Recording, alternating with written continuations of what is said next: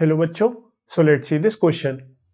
The question says the normal activity of living carbon containing matter is found to be 15 decays per minute.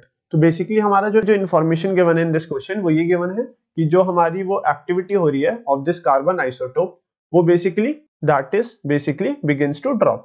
So from the known half life हमें half life given है 5730 years of the carbon isotope and the measured activity, the age of the specimen can be approximately estimated. हमें principle of carbon deity and हमारा जो specimen दिया है from Mohenjodaro that gives activity of 9 decays per minute per gram of carbon. We have to approximate the age of Indus Valley civilization.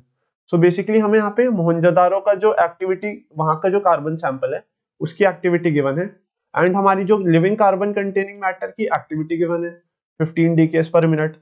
हमें half life दी है इन this question of the carbon isotope. Basically अब हमें find करना है जो हमारे मोहनजोदारो में remains मिले हैं of the Indus valley civilization उसकी अप्रोक्सीमेट एज कितनी होगी. तो देखिए बच्चों, the key formula we have to use in this question is the formula of activity of a radio active sample which is activity is equals to A not E raise to the power minus lambda T. यहाँ पे A है हमारा बच्चों radio active activity after some time. A not है हमारी initial जो हमारी radio active DK था that is this value. Lambda here is the decay constant, T here is the time after which we are calculating the activity of the sample.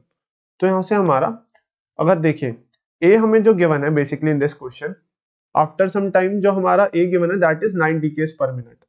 Right बच्चों, 9 decays per minute. Basically जो हमारा मोहनजोदारो का हमारा जो radio active activity मिली है हमें वो basically मिली है 9 decays per minute. जो लिविंग कार्बन कंटेनिंग मैटर की एक्टिविटी है that is 15 decays per minute. सो यहाँ पे बेसिकली ए नॉट जो हमारा इनिशियल है जो कि लिविंग मैटर का है वो है 15 decays पर मिनट. राइट बच्चों, अब देखिए अगर हम यहाँ पे ये वैल्यूज पुट करें तो ये हमारा आ जाएगा ए अपॉन ए नॉट निकाले अगर हम पहले.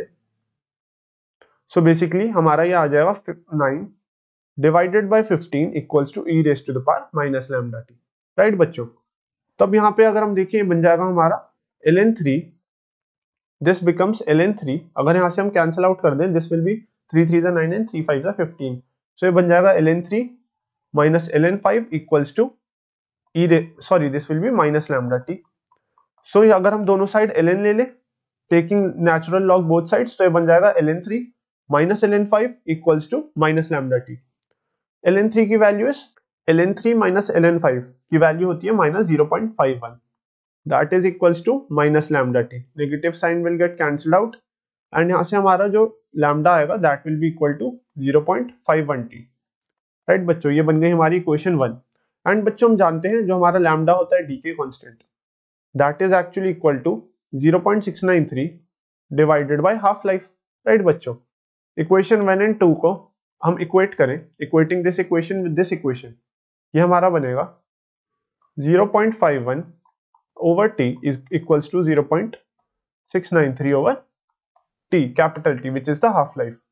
यहाँ पे हमें हाफ लाइफ गिवन है of the carbon which is 5730. तो यहाँ से जो हमारा स्मॉल t आएगा that will be equal to 0.51 into 5730 years divided by 0.693. Right बच्चों, तो यहाँ से स्मॉल t की वैल्यू आ गई जो कि हमारी होगी approximate age of the Indus valley civilization. That small T value is 4225 years. So this is the approximate age of the Indus Valley civilization. So we have calculated this age by calculating the radioactivity of the carbon containing matter. So this is the answer for this question. So I hope bachcho you understand this question well and best of luck.